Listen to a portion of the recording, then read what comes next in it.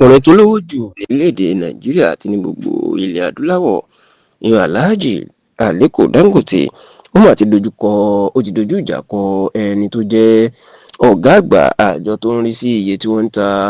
epo lórílẹ̀-èdè nàìjíríà ìyẹn Nigeria Midstream and Downstream Petroleum Regulatory Authority NMDPRA pẹ̀lú bí Dangote bó ṣe fẹ̀sùn kọ ọ̀gá àgbà àjọ náà torúkọ ẹ̀ ń jẹ́ Farouk Ahmed wípé òbítíbitì owó tó jẹ́ bíi mílíọ̀nù $5 billion èyí tí yóò fẹ́ súnmọ́ bílíọ̀nù 8 náírà owó nàìjíríà ó ní Farouk Ahmed nínú àfihàn àwọn ọmọ ẹ̀ ní iléèwé lórílẹ̀‐èdè Switzerland. Bẹ́ẹ̀ ni Dangote ń jẹ́ kó di mọ̀ pé ẹ̀rí àrídájú wà lórí ọ̀rọ̀ ọ̀hún irú òun kọ́ lòun yóò máa sọ àhesọ ọ̀rọ̀ tàbí máa gbé ìròyìn ẹlẹ́jẹ̀ kiri. Kì í ṣe ìròyìn mọ́ pé látìgbà tí Alhaji Aliko Dangote tó ti kọ́ ilé ìfọpo sórílẹ̀‐èdè nàìjíríà ní ìpínlẹ̀ èkó ní oríṣiríṣi ogun ló ti ń dìde lórí ọ̀rọ̀ ilé ìfọpo ẹ̀ tó sì jẹ́ pé láti ọ̀nà kọ́nà ni wọ́n ti ń ja ìjà náà wá débi pé iléeṣẹ́ ààrẹ fúnra ẹ̀ wọ́n ní ọkàn Dangote gan òyọ́ sí wọn tẹ́lẹ̀ pé wọ́n ń gbógun tì í bó ṣe jẹ́ pé àárín iléeṣẹ́ ààrẹ àti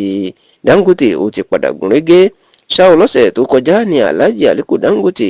ọmọ bíbí wọn ní ìlú Kano ní ilẹ̀ haúsá lọ́hùn-ún ni ló máa kó àwọn oníròyìn jọ tó sì ṣàlàyé nípa ọ̀rọ̀ Farouk Ahmed tó jẹ́ ọ̀gá